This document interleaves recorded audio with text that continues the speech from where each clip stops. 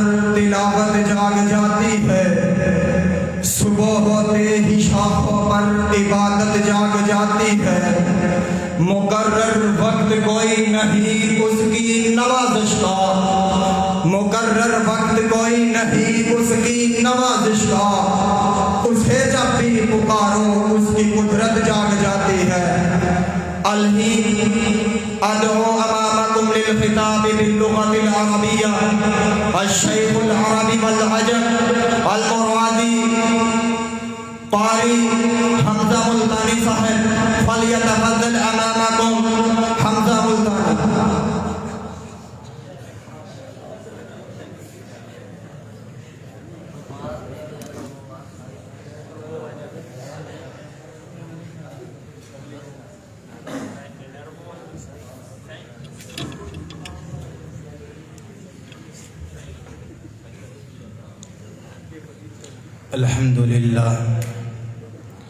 अल्हम्दुलिल्लाह الذي لم يتخذ ولدا ولم يكن له شريك في الملك ولم يكن له ولي من الذل وكبره تكبيرا.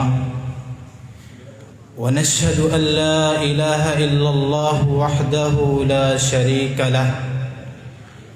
ونشهد أن سيدنا وحبيبنا ومولانا محمدا عبده ورسوله المصطفى الأمين إمام الأنبياء والمرسلين الموحدين، بعثه الله رحمة للعالمين وحجة على الهالكين.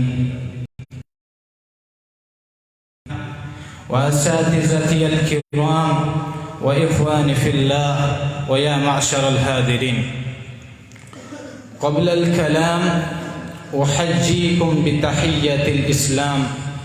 السلام عليكم ورحمة الله وبركاته. اليوم أريد أن ألقي وراءكم كلمات حول موضوع أهمية التوحيد. أيها المسلمون، هذا الموضوع الهام جدا.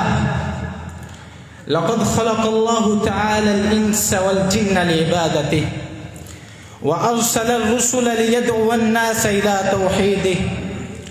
وهذا القرآن الكريم يهتم بعقيدة التوحيد في أكثر سوره، ويبين ضرر الشرك على الفرد والجماعة. والشرك هو سبب الهلاك في الدنيا والخلود في نار الآخرة. إن الرسل جميعا بدأوا دعوتهم إلى التوحيد الذي أمرهم الله تعالى بتبليغه للناس. قال الله تبارك وتعالى في القرآن المجيد والفرقان الحميد: وما أرسلنا من قبلك من رسول إلا نوحي إليه أنه لا إله إلا أنا فاعبدون. الأنبياء رقم الآية 25. ويربي الرسول صلى الله عليه وسلم أتباعه على التوحيد منذ الصغر، فيقول لابن عمه عبد الله بن عباس رضي الله تعالى عنه: إذا سألت فاسأل الله، وإذا استعنت فاستعن بالله. رواه الترمذي في سننه. وهذا التوحيد والله هو حقيقة الدين الإسلامي الذي بني عليه، والذي لا يقبل الله من أحد سواه. لقد علم الرسول صلى الله عليه وسلم أصحابه أن يبدأوا دعوتهم للناس بالتوحيد. فقال لمعاذ بن جبل حينما أرسله إلى اليمن: فليكن هو وظيفة المسلم في الحياة، ويبدأ حياته بالتوحيد وبالدعوة إلى التوحيد، لأن التوحيد يوحد المؤمنين ويجمعهم على كلمة التوحيد.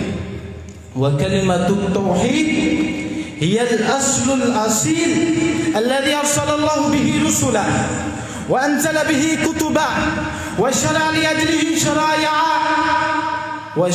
لأجله شرائعا فنسأل الله أن يجعل آخر كلامنا كلمة التوحيد ويوفقنا لما فيه خيرنا في الدنيا والآخرة وصلى الله تعالى على سيدنا محمد وعلى آله وصحبه أجمعين وآخر دعوانا أن الحمد لله رب العالمين والسلام عليكم ورحمة الله وبركاته.